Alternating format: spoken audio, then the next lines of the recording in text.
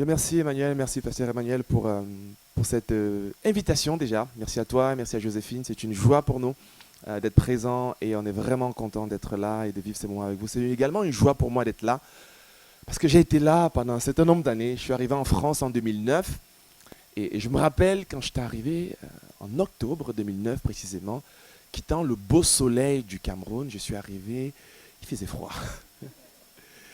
Et je me rappelle, j'avais été frappé par quelque chose. Il faisait tellement froid que j'ai rêvé un jour où il faisait bon et qu'il faisait chaud. Et après, je me suis rendu compte qu'il fait beau aussi après, parce qu'après, il y a l'été, il y a une autre saison. Et j'ai découvert cette belle église avec Hans. À l'époque, ce n'était pas ici. La première fois que j'ai rencontré l'église, c'était à côté de la préfecture. Et je m'étais perdu. Du coup, je croyais que je m'étais perdu. Et je m'étais perdu. Et j'ai vu une église. J'ai dit, ah, c'est une église. Et je suis revenu le week-end d'après. Et quand j'étais arrivé, j'ai juste senti la présence de Dieu. Et j'ai été accueilli après par Hans Meyer, il y avait un groupe de jeunes et on a vécu des moments extraordinaires, une belle saison. J'ai rencontré Joséphine et plusieurs personnes dont je reconnais aussi le visage ici. Franck Meyer, son épouse également, toute la famille. C'est une joie d'être là et vraiment on est bénis. J'ai été béni d'être là dans cette église en tant qu'étudiant. Et entre-temps, j'ai grandi, vous avez rencontré mon épouse. Et on est vraiment content d'être là. Et j'ai pris une photo peut-être de ma famille. Mais mon épouse devait être là. Je ne sais pas si on voit bien là, là c'est moi, mon épouse et mes deux garçons, le premier Nathan et le deuxième Elliot qui grandit bien là et il me fait perdre des cheveux. Moi je dis souvent le père de jeunes enfants c'est un statut, je ne savais pas ça avant. Des enfants en bas âge c'est pas du tout évident et vraiment on est content, vraiment content d'être là. Vous avez également les salutations de l'église d'Évry dont je suis le pasteur maintenant depuis plusieurs années et c'est une joie pour nous vraiment d'être là avec vous. Et hier, j'étais déjà présent avec la jeunesse. Il y a des jeunes qui étaient là hier. Ouh ah, ils n'ont plus de voix, ils ont tellement chanté, sauté. Et vraiment, on a passé un moment de qualité, un moment top. Et ce matin, j'hésitais si je mets une cravate, je mets une chemise. Bon, comme les jeunes m'ont contaminé hier, je suis arrivé, j'ai vu Emma, le pasteur Emmanuel, dit, mais en fait, j'aurais dû... Donc vous me pardonnez si j'ai pas de... Mais voilà, c'est tout mon cœur qui est présent et on veut juste vivre ces moments de qualité avec vous. Et le thème qu'on avait hier, c'était franchir un cap. Parce que je crois une chose, c'est que Dieu nous appelle tous à franchir un cap. Je ne sais pas pour vous, mais si vous êtes encore ici-bas, si Dieu ne vous a pas encore enlevé, parce qu'il vous aime, et on sait tous que là-haut c'est mieux, n'est-ce pas? D'après ce qu'il nous dit, là-haut ce serait mieux. Mais si on est encore ici, c'est parce qu'on a encore des choses à faire. C'est parce qu'on a encore des marches à accomplir avec lui, on a encore des caps à franchir avec lui. Et c'est le cœur que je voudrais partager avec vous ce matin pendant ces quelques 25 ou 30 minutes que j'ai. C'est juste vous inviter à réaliser une chose, c'est que Dieu veut vous amener un peu plus loin. Que vous ne restez pas satisfait de ce que vous vivez maintenant, de ce que vous comprenez ou pas. Ces personnes qu'on a vues, dont on se réjouit, ont franchi un cap. Et il y a d'autres caps qui vous attendent encore avec Dieu. Je voudrais vous inviter à lire avec moi dans l'évangile de Matthieu, au chapitre 13, du verset 1 au verset 3. Matthieu chapitre 13, du verset 1 au verset 3. Pour certains, vous connaissez ce texte. C'est un texte remarquable, c'est Jésus qui parle. Et il dit, je vais lire ce texte dans quelques instants, ensuite je prierai. Ce jour-là, Jésus sortit de la maison et s'assit au bord du lac. La foule se rassembla autour de lui, si nombreuse qu'il monta dans une barque où il s'assit. Toute la foule se tenait sur le rivage. Il leur parla en parabole sur beaucoup de choses. Il dit, un semeur sortit pour semer. Comme il semait, une partie de la semence tomba le long du chemin, les oiseaux vinrent et la mangèrent. Une autre partie tomba dans un sol pierreux où elle n'avait pas beaucoup de terre. Elle leva aussitôt, parce qu'elle ne trouva pas un terrain profond. Mais quand le soleil parut, elle fut brûlée et sécha, faute de racines. Une autre partie tomba parmi les ronces poussèrent et l'étouffèrent. Une autre partie tomba dans la bonne terre et donna du fruit avec un rapport de 100, de 60 ou 30 pour un. Que celui qui a des oreilles pour entendre entende et que Dieu bénisse sa parole. Seigneur, nous te bénissons pour ces instants.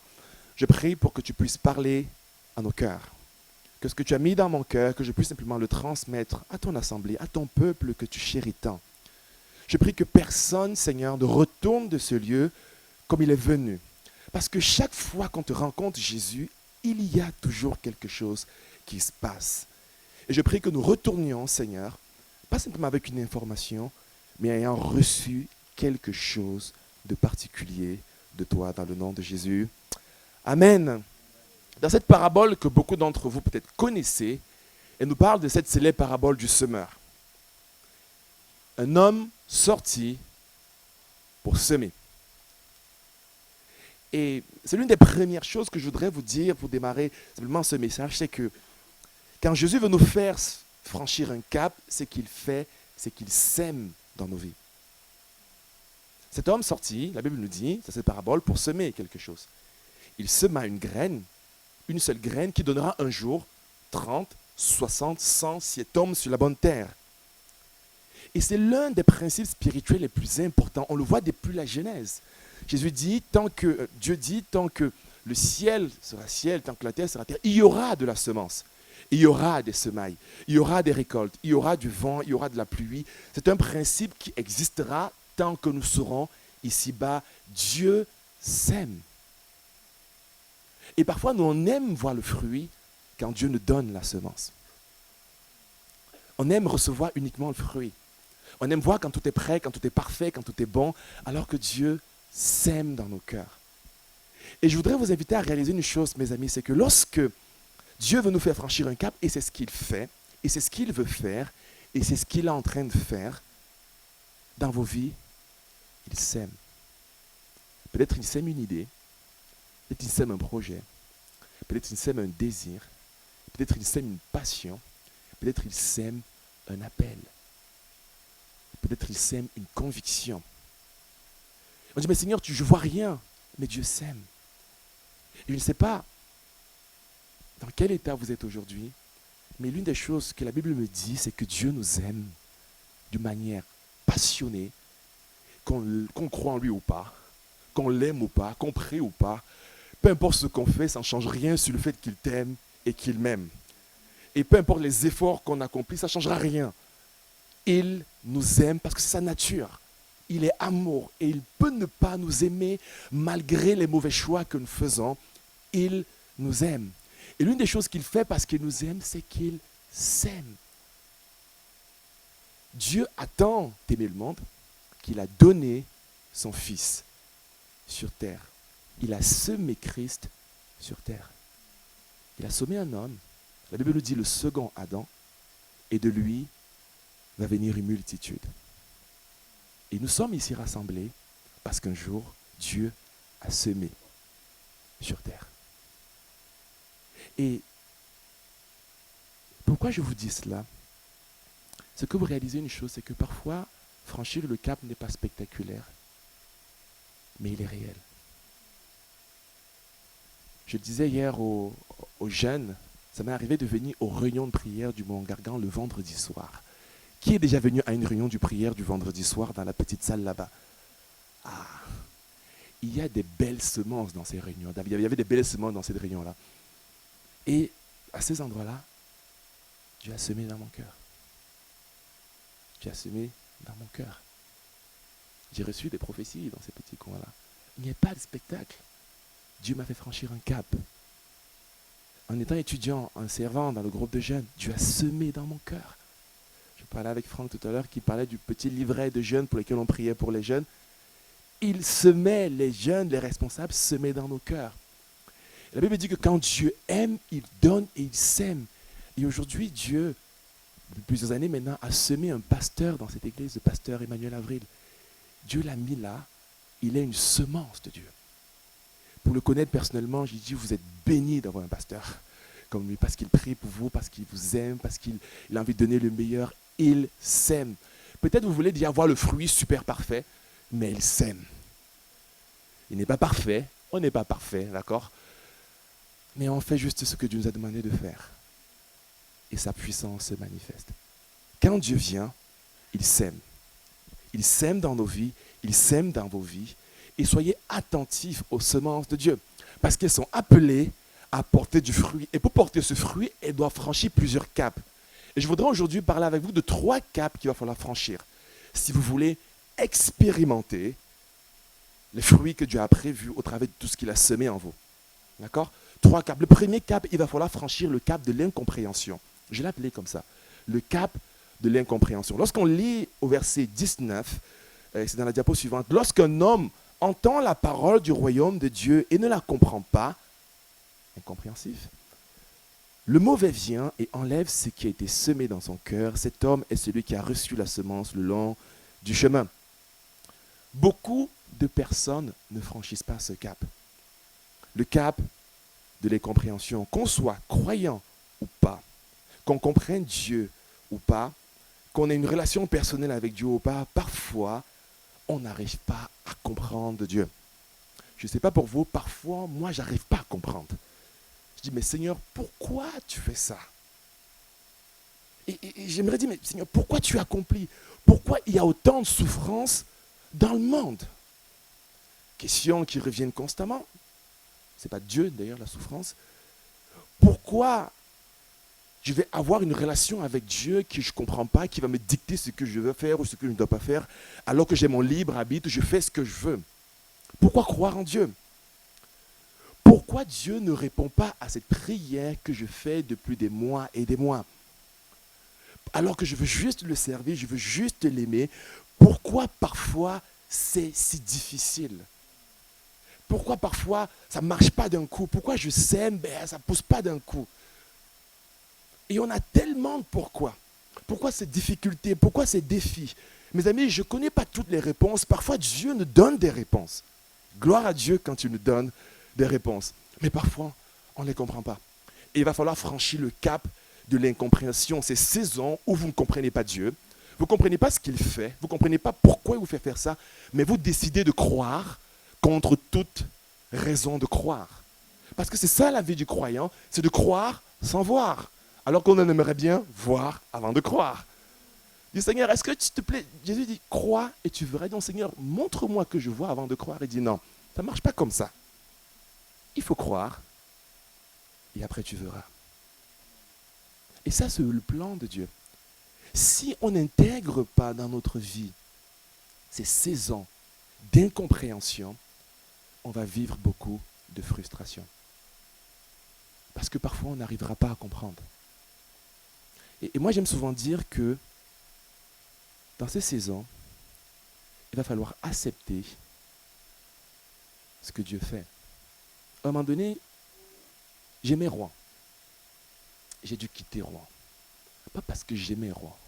Pas parce que j'aimais trop Paris. Je ne voulais pas aller à Paris. Je dis, Seigneur, je prie pour ne pas aller à Paris. Et je suis parti quand ça faisait vraiment mal. Pourquoi j'ai quitté cette belle ville où coule le lait et le miel? Pourquoi j'ai dû perdre ma tante avec qui je vivais, qui a donné sa vie à Jésus au travers de moi, avec qui j'ai vécu pendant 2 ans, à la suite d'un cancer, et qui, je voulais juste soldat de Dieu. Pourquoi je l'ai vu partir alors qu'elle était prête à tout donner pour Dieu et toute sa famille, et elle avait une grande influence dans toute sa famille? Pourquoi je l'ai vu partir? J'étais en colère contre Dieu durant une saison. Il m'a donné l'explication plus tard. Pourquoi j'ai dû perdre mon père il y a 1 an? Alors que c'est lui qui m'a conduit au Seigneur et qui a influencé ma vie. Pourquoi? Mes amis, on va vivre des saisons difficiles. Et si on veut baser notre paix, notre épanouissement sur ces réponses ou bien sur ces raisons, on va lâcher le prise. On ne va pas franchir le cap. Alors que si on décide, malgré ce qu'on vit, malgré ce qu'on traverse, de dire Seigneur, je ne comprends pas tout, mais je désire d'avancer avec toi, alors on franchit le cap de l'incompréhension. Et dans notre marche chrétienne, il y aura des saisons d'incompréhension. Alors comment traverser cela? Avec foi. Prier, mes amis. Intégrer la dimension de je ne comprends pas. Écoute, ça ne veut pas dire qu'on n'est pas intelligent. Non, on réfléchit, on travaille, mais il y a certains moments où, si Dieu est Dieu, il y a une raison quand même qu'il soit Dieu, n'est-ce pas? Parce que si c'est lui le boss de ce monde, il y a des possibles choses que je ne comprenne pas tout. Alors Seigneur, je te fais confiance. Je ne comprends pas tout là, ce qui est en train de m'arriver, mais je sais une chose, tu m'as dit que du début jusqu'à la fin de ma vie, tu seras avec moi. Alors je ne comprends pas tout, mais j'avance avec toi. Entourez-vous des gens qui vont vous tirer vers le haut lorsque vous ne comprenez pas tout. Parce que ces personnes vont vous aider à franchir ce cap. Et il viendront ces saisons. Mais dans ces saisons, restez attachés à votre Dieu et vous franchirez un cap. Parce que la Bible dit que la semence est venue, mais cette partie, elle n'a pas pris parce qu'elle n'avait pas compris. Alors même si je ne comprends pas, j'avance. Deuxième cap qu'il va falloir franchir, j'appelais ça franchir le cap de la superficialité. Verset 20, Matthieu 13, celui qui a reçu la semence dans le sol pierreux, c'est celui qui entend la parole, l'accepte aussitôt avec joie, mais il n'a pas de racine en lui-même. Il est l'homme d'un moment et dès que surviennent les difficultés ou la persécution à cause de la parole, il trébuche. C'est un cap assez important car on découvre la joie et les bénédictions de Dieu. La parole, elle est bonne. Elle dit, waouh, Dieu m'aime.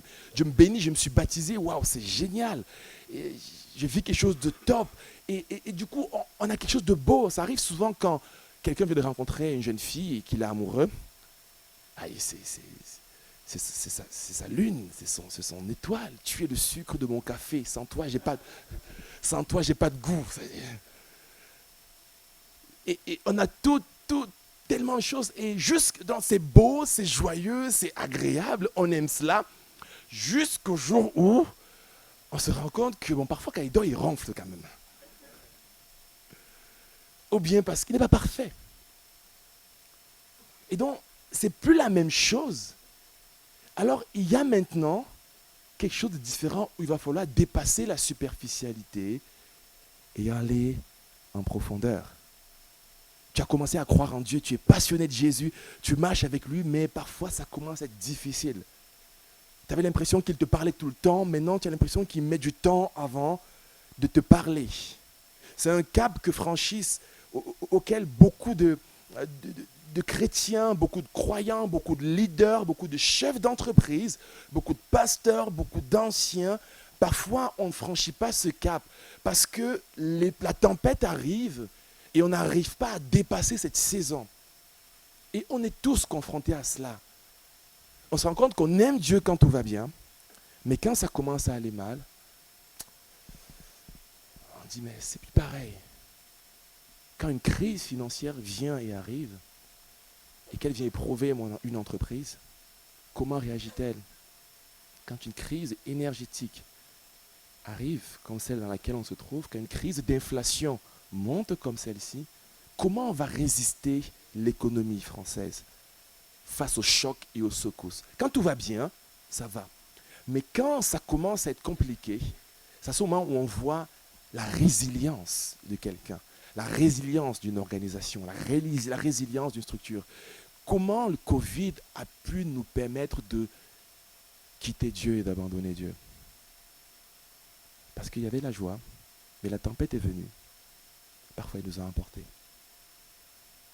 Et c'est pour ça que la Bible nous invite à franchir le cap de la superficialité. Après les temps joyeux, après les temps de qualité, parfois viendra des saisons difficiles. Et dans ces saisons difficiles, mes amis, c'est notre profondeur qui sera éprouvée. Surviennent les difficultés ou la persécution à cause de la parole de Dieu. La Bible nous dit que les chrétiens dans les temps de la fin seront exposés à la persécution. C'est une prophétie de Jésus et elle va se réaliser. Ça veut dire que les temps qui vont venir devant nous seront peut-être beaucoup plus difficiles que les temps qui étaient derrière nous. Et en même temps, durant ces temps, l'Esprit de Dieu va se mouvoir d'une manière surnaturelle et ceux qui seront prêts à bâtir des fondations solides avec Dieu, Dieu sera présent avec eux. Quand je vois ce bâtiment, il y a des choses qu'on voit. Il y a le chauffage, un très beau chauffage, il y a des beaux murs, il y a une belle salle. Quelque chose qui est capital dans ce bâtiment qu'on ne voit pas, ce sont les fondations. ce sont les fondations. Et quand on construit une maison, il y a peut-être des gens dans le bâtiment ici, l'une des choses qu'on met le plus en évidence, auxquelles on ne fait pas, on fait pas attention, on fait beaucoup attention plutôt, c'est de travailler les fondations. Si le projet de construire ce bâtiment est de construire un bâtiment qui fait, 7 étages au-dessus, les fondations seront différentes si c'est pour construire une maison ou un bâtiment qui aura juste 2 étages au-dessus. Vous êtes d'accord avec moi? On creuse en profondeur, on peut dire, mais pourquoi on perd autant de temps pour creuser? Parce que ce qui vient au-dessus est important. Il faut que ça tienne ce qui vient au-dessus. Et là, on creuse des fondations. Et là, on peut passer à côté de vous, on dit, mais qu'est-ce que tu fais? Depuis quand est-ce que tu commences à construire ta maison? Je suis en train de faire les fondations parce que où je vais très loin. Et donc, j'ai besoin d'aller en profondeur. Et il creuse des fondations. Et après, lorsqu'on met, même si pour un temps, on met juste une maison qui fera un étage, ce n'est pas grave. Ces fondations ont la capacité de porter le bâtiment très haut et très loin. Parce qu'il y a des fondations solides et fortes. Et mes amis, pour franchir le cap de la superficialité, il va falloir qu'on ait des fondations solides. Il va falloir qu'on bâtisse dans le secret. Les fondations, ce n'est pas ce qu'on voit, c'est ta vie de prière. C'est ton intégrité. C'est ton temps personnel avec Dieu. C'est ta connaissance des Écritures. C'est ta relation avec Dieu, avec les uns et les autres. Celle-là, personne ne voit. Vous êtes ici, depuis la plupart en train de prêcher là, personne ne connaît ma vie dans la semaine. Personne ne connaît ce que je fais. Ma femme connaît quelque chose parce qu'elle est dans mon secret. Elle est dans mon intimité. Mais il y a des choses que je ne connais pas. Et parfois on dit, Seigneur, j'aimerais franchir le cap. Jésus dit, mais tu ne pourras pas supporter ce que je vais t'envoyer. Parce que si tu dis, Seigneur, bénis-moi, il dit, mais ça peut te détruire cette bénédiction. Si on prend un immeuble, d'accord, de 4 étages, on le met au-dessus de ce bâtiment, est-ce que ça va tenir? Peut-être, peut-être pas. Si ceux qui ont fait les fondations avaient dit que c'est pour 4 étages, ça va tenir. Mais ce n'est pas le cas, ça ne tiendra pas. Et parfois, Dieu ne nous fait pas franchir un cap, pas parce qu'il ne veut pas, mais parce qu'il veut travailler nos fondations. Et lorsque ces fondations sont là, Dieu bâtit. Je prie pour que vous puissiez bâtir des fondations solides. En tant qu'individu, en tant qu'église, en tant que communauté, qu'on puisse avoir des fondations solides. Parce que lorsque ça devient difficile, c'est à ce moment qu'elle se révèle. En 2012, j'ai été retrouvé dans une situation assez compliquée. Et j'avais quitté justement Rouen. Et à un moment donné, je me suis retrouvé sans rien. En plus, c'était la semaine où j'avais fait ma demande de fiançailles. Monsieur, ne faites pas la même chose que moi. D'accord? Parce qu'à la fin de cette semaine, j'avais rien. J'avais pas d'argent. J'avais plus de domicile. J'avais plus de papier, parce que j'ai fini étudiant, il fallait trouver un travail, et c'est assez compliqué. En fait, j'avais de papier, mais c'était vide devant moi. Donc je me retrouvais, j'avais résumé, sans argent, sans papier, sans domicile, sans rien. Et je me rappelle ce jour-là, j'étais fiancé avec Mélodie à l'époque, je venais de lui demander la fiançailles, et je suis arrivé, elle était partie en stage, et je vais chez mon frère, et un peu je suis arrivé chez mon frère, il n'était pas là, donc du coup j'ai dû retourner plutôt, j'étais dans la chambre de Mélodie, elle était partie à son stage, elle travaillait chez Orange à l'époque, et je me rappelle être dans ma chambre d'étudiant, dans sa chambre d'étudiant, et là je dis Seigneur, j'ai rien, ça fait mal. Je me rappelle en train de pleurer, de dire Seigneur, là ça fait mal. Et ce n'était pas un pleur de rébellion. Et là, je me suis posé une question. Comment ceux qui n'ont pas Dieu, ils font? Parce que là, je me suis dit, je pleurais, mais j'avais de l'espérance que ça va aller. Je me disais que ça va aller. Et je n'étais pas en colère, je dis Seigneur, je sais que tu es là, mais franchement, là, ça pique. C'est douloureux, Seigneur. Et là, je me suis mis à chanter. Je dis, mais Seigneur, comment ils font ceux qui n'ont pas Dieu? Je me suis dit, peut-être je comprends quelqu'un qui veut mettre fin à sa vie. Parce qu'il n'y a pas d'autre issue. Et à ce moment-là, je me suis dit, Seigneur, s'il te plaît, apaise la douleur. J'avais tout perdu, mais j'avais heureusement des fondations qui avaient été bâties avant. Et j'ai suis confiant entre les mains de Dieu. Et étonnamment, la semaine d'après, je travaillais dans une entreprise à l'époque, je travaillais aussi en finance, et elle m'appelle et dit, est-ce que tu cherches toujours un boulot? Je dis oui. Je dis, est-ce que tu veux? En une semaine, j'ai eu un nouveau travail, quoi. Ça dit, on dirait que Dieu a entendu mes pleurs. Mais en une semaine, Dieu a tout changé. Alors que j'aurais pu tout abandonner. Mais parce qu'on avait des fondations. Quand les difficultés surviennent ou la persécution, n'abandonne pas. Persévère car tu as un cap à franchir. Troisième cap qu'il faut franchir, je l'ai appelé le cap des inquiétudes et des loisirs et des plaisirs. Verset 22, celui qui a reçu la semence parmi les ronces, c'est celui qui entend la parole. Mais les préoccupations de ce monde, les inquiétudes, les soucis, ou l'attrait, les plaisirs trompeurs de ce monde et des richesses étouffent cette parole et la rendent infructueuse. Les préoccupations et les plaisirs de ce monde peuvent vous empêcher de vivre pleinement la semence que Dieu a mise dans vos cœurs. Et les préoccupations, nous sommes les premiers à en fabriquer. Nous avons tous des inquiétudes qui sont légitimes, mais qui nous empêchent de pleinement vivre ce que Dieu a pour nous. Que vont devenir nos enfants? À peine ils sont nés, qu'on pense déjà à leur retraite. On dit, mais comment est-ce qu'ils vont faire ceci, cela, si... On est inquiet jusqu'à la fin. Que se passe-t-il si je perds mon travail? Si je tombe malade? Si mon mari ne m'aime plus et me quitte? Que se passe-t-il si mon épouse ne me supporte plus? Que se passe-t-il si je perds mes proches ou bien les proches en qui je crois commencent à me trahir? Que se passe-t-il si je décide de servir Dieu et je n'ai plus du tout rien à manger? Que se passe-t-il si tout ceci arrive? Et on fabrique des inquiétudes tout le temps. Tout le temps. On réfléchit, mais Seigneur, et si, et si, et si. Or, ces inquiétudes nous empêchent de faire ce que Dieu veut qu'on fasse. Parce que nous ne marchons plus par la foi et par la parole de Dieu, mais par les inquiétudes. Parce que j'ai peur qu'il agisse de telle ou telle manière, du coup j'agis de telle façon. Je suis conduit comme on peut être conduit par certaines peurs. Or, Dieu ne veut pas nous conduire par nos peurs, mais par son Esprit Saint, qui est un esprit de paix et de joie. Il dit, les préoccupations de ce monde peuvent vous empêcher d'être fructueux. Non pas Satan, non pas les démons, non pas le gouvernement, non pas le voisin, non pas mon patron, mais les préoccupations de ce monde. Jésus dit, ne vous inquiétez de rien. Ne vous inquiétez de rien. Faites-lui confiance en toutes circonstances. Il vous donne sa paix. Et cette paix qu'il vous donne, personne ne peut la ravir. Je vois beaucoup de jeunes passer à côté de ce que Dieu a prévu pour eux à cause des inquiétudes et de la peur. Beaucoup de jeunes sortir et plonger dans l'appel de Dieu pour leur vie à cause des préoccupations. Parfois, on réfléchit trop. Parfois, moi, je refuse de réfléchir au-delà de certaines situations. Je ne veux pas réfléchir à ça.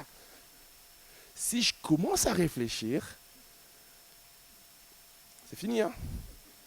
Je suis statisticien, donc je travaille dans la finance, j'ai fait des études statistiques. Et les statistiques, franchement, ça peut faire flipper. Les statistiques sur les couples en France disent qu'un couple sur deux divorce.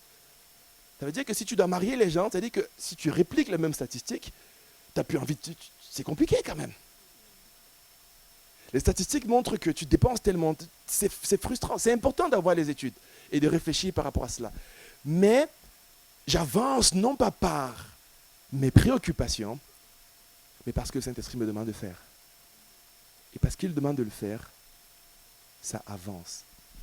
Que nos préoccupations concernant tout ce qui est terrestre ne nous stabilisent pas, mais que nous nous laissons porter par ce que Dieu veut pour nous, au-delà de ce que nous pensons et imaginons. Mais il y a également les plaisirs de ce monde, les loisirs de ce monde, qu'on aime tellement et qu'on ne veut pas quitter. Je dis souvent qu'il y a 3 bénédictions qui sont dangereuses. Quand Dieu nous bénit, parfois c'est dangereux. Dieu nous bénit parfois par une épouse. Il y a certains ici, vous avez prié pendant des mois et des mois juste pour avoir une épouse ou être marié. Et dès le jour où vous avez été exaucé, vous avez arrêté de prier. Parce que Dieu vous a béni. Parfois, Dieu nous bénit par un travail. Ah, on a jeûné pour trouver un travail. On a cherché la face de Dieu pour réussir nos études. Et maintenant, c'est ce travail, c'est ce plaisir-là, ce qu'il nous donne, qui nous tient captifs. C'est plus Dieu qui l'a donné, qui nous tient. On ne peut plus. Allez, notre bénédiction devient notre Dieu. Alors qu'on oublie que celui qui nous donne la bénédiction peut donner infiniment au-delà de ce qu'on a. Et parfois, on est stocké par cela, même notre famille. Et moi, j'aime la famille. C'est une valeur fondamentale pour moi et pour même l'Église. Mais parfois, elle peut prendre la place de Dieu. Et Dieu dit, et ça arrive dans les Écritures, Dieu dit à Élie, le sacrificateur Élie, tu as aimé tes enfants, tu as eu peur de tes enfants plus que de moi. Et il va perdre ce que Dieu avait prévu pour lui. Dieu, c'est celui qui nous donne toutes choses. Mais ne laissons pas ces bénédictions nous éloigner de Dieu. Je me suis rendu compte que, à plusieurs reprises, Dieu m'a permis de quitter certaines choses. Et en 2017, le Saint-Esprit met dans mon cœur, j'étais à l'église Paris Métropole, une belle église, dynamique. Je suis arrivé dans cette église, c'était en 2012 quand j'ai quitté Rouen. Et le Seigneur agissait de manière remarquable là-bas. C'est une église qui avait été multipliée par 5 en l'espace de 10 ans. Et j'avais quelque chose... Dieu me bénissait, on pourrait dire, comme ça, dans le ministère. L'église avait plus de 1000 membres, il y avait une dynamique. Le Saint-Esprit me dit, mets dans mon cœur, Cyril, va servir le pasteur Georges à Évry. J'ai dit, Satan, arrière de moi. Parce que je ne voulais pas y aller. J'étais bien là où j'étais. Et en plus, j'étais à Paris. Paris, tu sors le... Paris, c'est beau, Paris. Bon, pour ceux qui... Quand tu évites les RER, les bouchons et tout ce qui va avec, après, c'est beau quand même, Paris, il faut le dire. C'est l'une des villes les plus belles du monde, les plus visitées du monde. Et je me suis dit, mais Seigneur, franchement, je suis bien là. J'ai prié pendant 3 mois, j'ai combattu avec le Seigneur. Après 3 mois, j'en ai parlé à ma femme. J'ai dit, Mélodie, le Seigneur nous donne partir à Évry. Elle dit, tu es sûre? Et j'ai tout arrêté. J'ai dit, j'ai vu le pasteur Franck, il a dit, Dieu me demande d'aller là-bas. Et j'y suis allé. Malgré le fait que j'ai laissé certaines choses, Dieu m'a donné plus que ce que j'imaginais. Un jour, je me suis retrouvé à Matignon, en train de trinquer avec Édouard Philippe. Pas parce que j'étais statisticien, mais parce que j'ai laissé d'un moment donné certains trucs. Je suis parti au Louvre il n'y a pas quelque temps et j'avais un badge qui me permettait de ne pas faire la queue. Je me suis senti fils du roi des rois, je vous assure. Le Louvre, c'est quand même le plus grand musée du monde, il y avait plus de 10 millions de visites par an. Et puis j'avais des amis en plus qui disaient, mais waouh Seigneur, qu'est-ce que tu me fais? En janvier, j'étais aux États-Unis, en Floride, dans une église juste extraordinaire. Et je suis arrivé là, je me suis senti honoré d'une manière étonnante. Le pasteur de cette église, qui est, bon, les Américains, vous savez, ils ont tout à grandeur, il y a 9 campus, la salle de culte, c'est 2500 places qui sont là. J'arrive dans le bureau du pasteur, c'est comme l'église. Et je suis honoré. Je dis, mais Seigneur, qu'est-ce que tu fais? Alors que j'ai juste décidé de te suivre et d'abandonner certaines choses que j'aurais voulu garder. Quand on accepte de ne pas être séduit par l'attrait trompeur des richesses et par les préoccupations, Dieu nous donne infiniment au-delà de ce qu'on pense et imagine. Et ce que Satan essaie de faire, c'est de croire que cet attrait lui appartient et est bon. Alors que ce que Dieu a pour nous est meilleur. Ce que Dieu a pour nous est meilleur. N'ayez pas peur de perdre avec Dieu. De perdre l'honneur, de perdre les privilèges, de perdre certaines choses. Si Jésus vous invite à perdre, mes amis, acceptez avec joie. Moi, j'ai appris dans la douleur qu'il faut obéir à Dieu. Maintenant, quand il essaie de parler, j'essaye d'obéir rapidement. Parce que je sais, c'est plus facile quand on obéit à ce qu'il demande de faire. Et là, il nous fait franchir des caps. Parce que sur ce chemin, il y aura des bénédictions. Mais ne vous arrêtez pas aux bénédictions, mes amis. Il y en a d'autres devant. Et il y en a les meilleurs devant. Alors franchissons ces caps et expérimentons la bénédiction, mais surtout la gloire de Dieu. Parce que ce que Dieu veut au final, je ne sais pas si je l'ai mis ce texte au tout début, Un va produire 30, va produire 60, va en produire 100. Celui qui tombe dans la bonne terre. Mais il faut que ce grain de blé tombe en terre et meure afin de porter du fruit après. Il faut qu'il accepte de dire, ok, je vais mourir. Et je veux croire qu'ici, il y en a certains à qui Dieu a donné des semences. Ces semences vont donner 30, vont donner 60 et vont donner 100. Il va falloir franchir ces caps. Il va falloir franchir ces caps. Le cap de l'incompréhension, le cap des préoccupations, tous ces caps et le cap de la superficialité. Parce qu'il y en a plus pour vous. Il y en a plus pour votre famille. Il y en a plus pour vos biens, pour votre maison, et même tous ces biens matériels. Dieu vous les donnera par-dessus tout. Amen. Je vous invite à vous lever, l'équipe de l'ange à s'approcher. Je vais vous prier.